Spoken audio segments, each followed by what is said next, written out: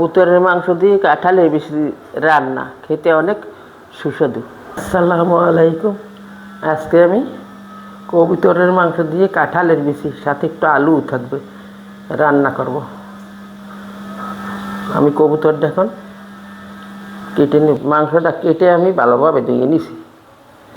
Fry আমি তেল দিয়ে দেবো, একটু হালকা ভেজে নেব। যেহেতু কবুতরের মাংস নরম, মশলা দিয়ে দিলে সব নরম হয়ে যায় মাংসটা। এখানে এলাচ, দারচিনি, 2টা লং, সাদা গোলমরিচ, 2টা তেজপাতা,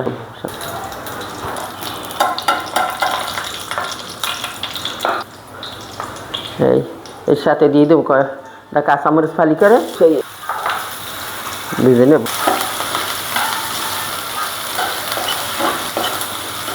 হালকা ভাজা হয়ে গেছে, দিয়ে দেবো হলুদের গুঁড়া। একটু বেশি মশলা দেওয়া যায় না, মরিচের গুঁড়া।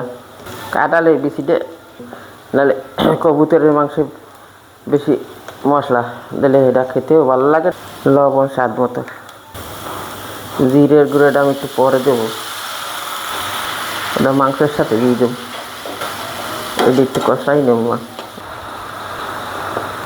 1 চামচ আদা বাটা,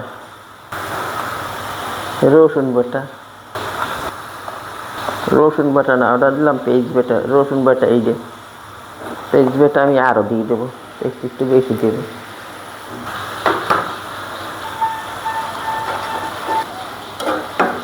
এই মশলাটা কষানো হইলে তারপর মাংস দেবো। মশলাটা তেল সাইডে আমি একটু কষাইয়ে দিয়ে দেবো। মশলা এখন তেল সাইডে দিয়েছে, দিয়ে দেবো মাংস। জিরের গুঁড়ো, এর সাথে আমার এলাইচও আছে গুঁড়ো করা। এখন একটু এইভাবে কষাই নেব।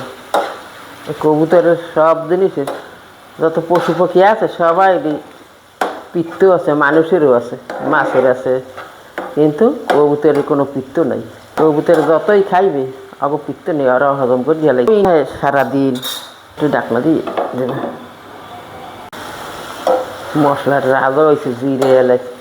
এখন এই জিরের গুঁড়ি, এলাচের গুঁড়ি দেয়, এত সুন্দর একটা ফ্লেভার। আমি একসাথে এখন এই কাঁঠালের বেশি দিয়ে কষাইয়ে জল দিয়ে দেবো।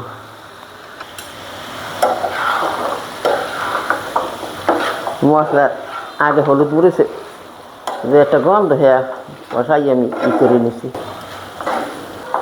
5-6 মিনিট আগেই কষাইয়ে নিয়েছি।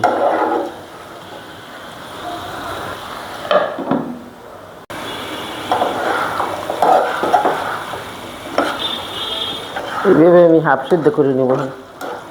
মাংসটা ভালো কষাই নিয়ে যাবে, হাফ সিদ্ধ করে নিয়ে একটু গরম পানি দিয়ে দেবো। পরে তেল সাইডে দিয়েছে। কবুতরের এটা খেতে অনেক সুস্বাদু, আর এমনিও নিরোগী, গায়ে রক্ত হয়।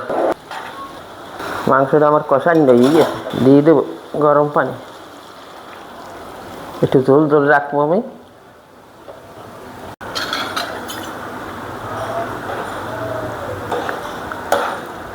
সুন্দর সিদ্ধ হয়ে গেছে মোমের মতন।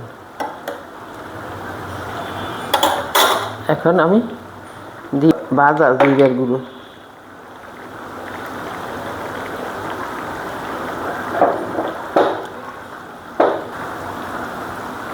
এখন আমি তুলে। কবুতরের মাংস দিয়ে কাঁঠালের বেশি রান্না খেতে অনেক সুস্বাদু।